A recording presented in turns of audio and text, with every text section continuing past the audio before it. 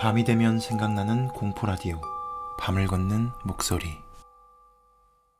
안녕하세요. 반갑습니다. 밤을 걷는 목소리 여운입니다. 여러분들께선 이 모르는 번호로 문자가 오면 어떻게 하시나요? 대부분은 스팸이겠지 하고 지울 겁니다. 저도 그랬을 거예요. 앞자리가 이상하거나 저장된 번호도 아니고 아무 맥락도 없는 문자 그냥 삭제하면 그만이라고 읽을 필요도 없다고 생각하실 겁니다. 그런데 오늘 이야기의 주인공은 어쩌면 처음부터 그 문자를 읽지 말았어야 했을지도 모릅니다. 아니, 읽더라도 따르지 말았어야 했을지도 모르고요. 그 문자가 주인공에게 했던 것이 정확히 무엇이었는지는 스스로도 아직 모르겠다고 합니다. 오늘은 제가 직접 수집하고 채록한 이야기를 전해드리겠습니다. 주인공의 이름은 나연이라고 부르도록 하겠고요. 그럼 오늘 밤의 산책을 시작하도록 하겠습니다. 나연 씨는 26살, 서울 은평구 빌라에 혼자 살고 있었습니다. 편의점 야간 아르바이트를 마치고 귀가하는 게 매일 새벽 2시쯤이었고 별다른 일 없이 반복되는 생활이었습니다. 출근하고 밥 먹고 자고 또 출근하고 아르바이트를 끝내고 편의점에서 삼각김밥 하나 사 먹고 귀가하는 게 하루의 마무리였습니다. 딱히 불행하지도 딱히 행복하지도 않는 그냥 조용한 날들이었습니다. 첫 번째 문자가 온 건 어느 수요일 저녁이었습니다. 퇴근하고 집에 들어가기 전 편의점 앞에서 잠깐 쉬고 있을 때였습니다. 핸드폰 화면에 문자 알림이 떴는데 모르는 번호였습니다. 저장된 번호가 아니었고 앞자리부터 이상했습니다. 010이 아니었어요. 처음 보는 형식이었습니다. 문자 내용은 딱 한 줄이었습니다. 오늘 밤 걸어서 귀가하지 마세요. 나연 씨는 피식 웃었다고 합니다. 요즘 이런 식의 문자가 유행인가 보다 하고 삭제를 해버렸습니다. 스팸이거나 장난이거나 어느 쪽이든 신경 쓸 필요가 없다고 생각했거든요. 그리고 핸드폰을 주머니에 넣었습니다. 그날 밤 나연 씨는 평소처럼 걸어서 귀가를 했습니다. 편의점에서 빌라까지는 15분 거리였고 매일 걷는 익숙한 길이었으니까요. 밤이라도 사람이 드문드문 있는 동네였고 딱히 무서운 길이 아니었습니다. 특별한 이유가 없으면 굳이 돈을 써서 택시를 탈 필요는 없었습니다. 골목 중간 어디쯤이었는데요. 갑자기 뒤에서 발소리가 들렸습니다. 가까워졌습니다. 돌아볼 틈도 없이 누군가 어깨를 세게 치고 지나갔습니다. 남자였습니다. 지나가면서 나연 씨가 들고 있던 가방을 낚아채서 뛰어갔습니다. 나연 씨는 본능적으로 소리를 질렀지만 골목 아니라 아무도 듣지 못했습니다. 핸드폰, 지갑, 열쇠가 전부 들어있던 가방이었습니다. 나연 씨는 그날 밤 파출소에 신고를 하고 지인 집에서 하룻밤을 묵어야 했습니다. 집에 돌아온 건 다음날 오전이었습니다.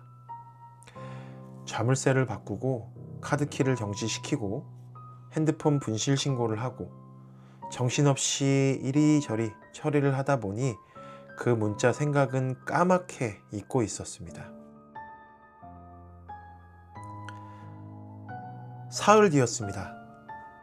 새 핸드폰을 개통하고 처음 며칠이 지났을 때였습니다.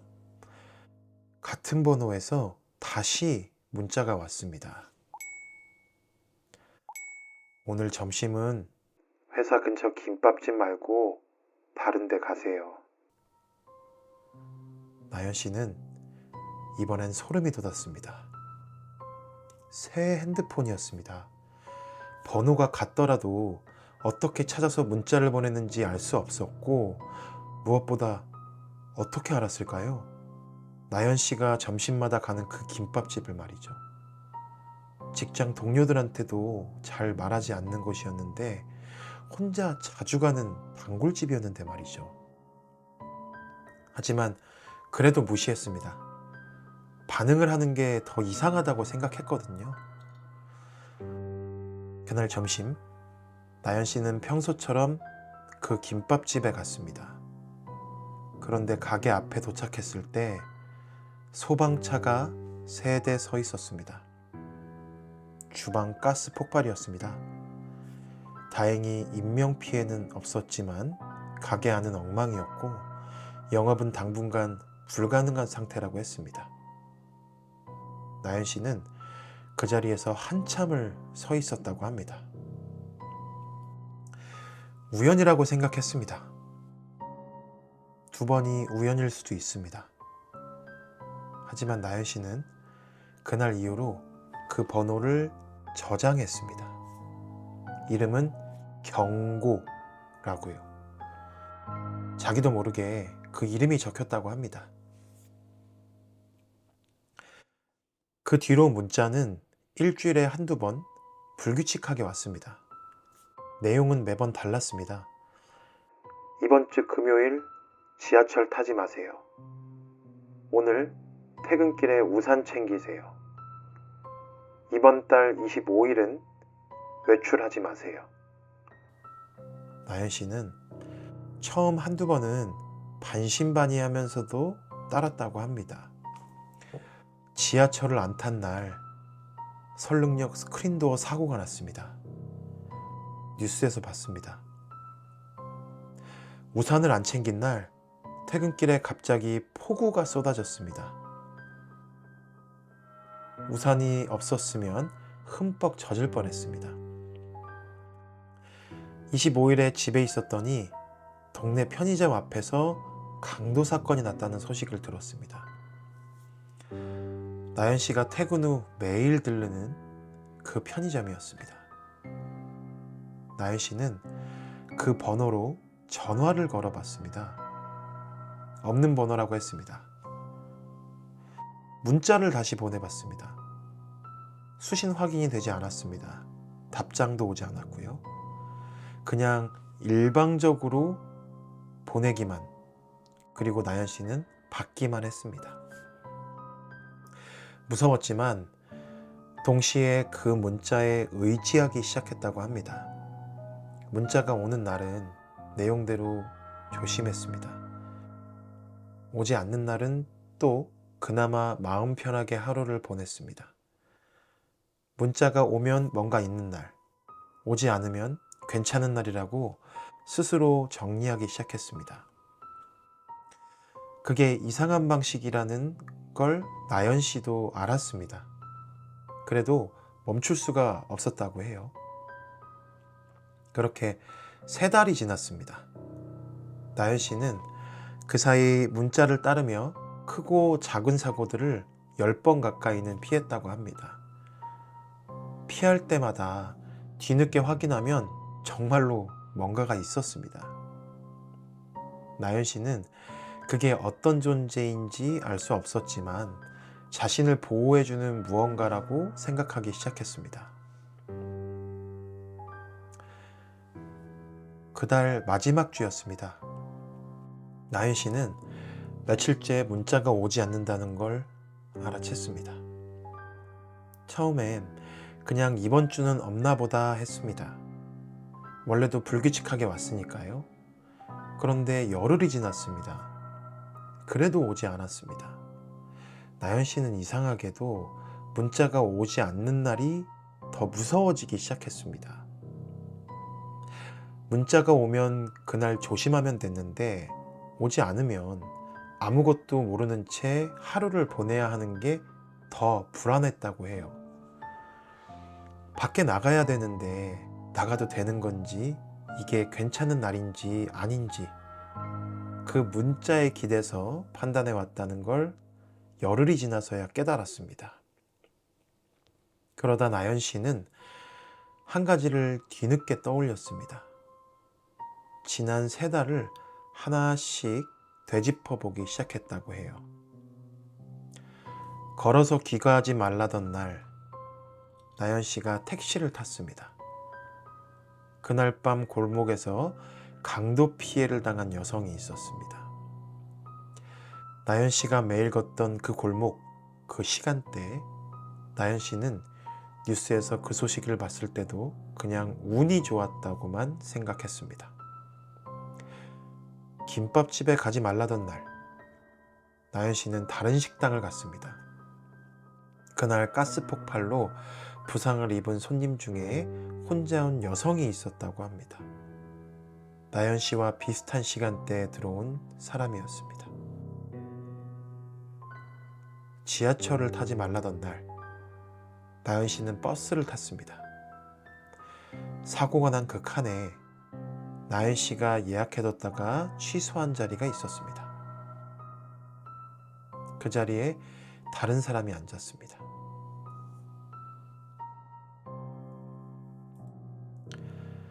나연 씨가 피한 것들이 가만히 생각해 보니 사라진 게 아니었습니다. 나연 씨가 비킨 그 자리에 항상 다른 사람이 서 있었던 겁니다. 나연 씨 대신 골목에 걷던 사람, 나연 씨 대신 그 식당에 있던 사람, 나연 씨 대신 그 칸에 탔던 사람, 이름도 얼굴도 모르는 그 사람들이 나연 씨가 받았어야 할 것들을 대신 받았습니다.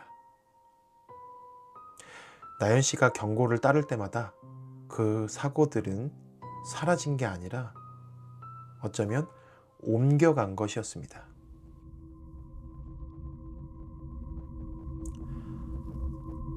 나연 씨는 그걸 알고 난 뒤로 한동안 외출을 거의 하지 못했다고 합니다. 문자가 오지 않으면 이번엔 내 차례일 수도 있다. 어느 쪽이든 나연 씨에겐 선택지가 없었습니다. 그냥 하루하루를 버티는 수밖에요. 직장도 며칠을 빠졌다고 합니다. 밥도 잘 먹지 못했고요. 아무것도 할 수가 없었습니다. 문자가 끊긴 지 보름이 됐을 때였습니다. 드디어 문자가 한 통이 왔습니다. 이제 다 옮겼어요. 그게 마지막 문자였다고 합니다. 그 번호로 다시는 문자가 오지 않았습니다. 지금까지도요. 나연 씨에게는 그 이후로 아무 일도 일어나지 않았다고 합니다. 나연 씨 주변 사람들도요. 나연 씨는 그 번호를 아직도 삭제하지 않았다고 합니다. 연락처에 경고라는 이름으로 그대로 저장되어 있다고 하고요. 가끔 핸드폰을 열다가 그 이름이 눈에 들어올 때마다 잠깐 멈추게 된다고 했습니다. 왜 지우지 않았냐고 물었더니 잠깐 생각하다가 이렇게 말했습니다.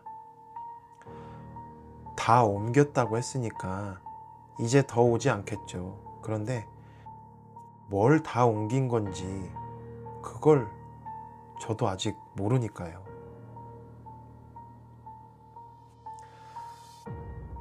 모르는 번호에서 경고가 온다면 그 경고를 따르겠습니까? 그런데 따를 때마다 그 자리에 당신 대신 누군가가 서게 된다면 어떨까요? 나연 씨의 문자는 나연 씨를 지켰습니다. 분명히 3달 동안 10번 가까이나 말이죠. 다만 그것이 정말 나연 씨를 위한 것인지는 저도 모르겠습니다. 오늘 밤의 산책은 여기까지입니다. 그럼 편안한 밤 되시길 바라겠습니다. 감사합니다.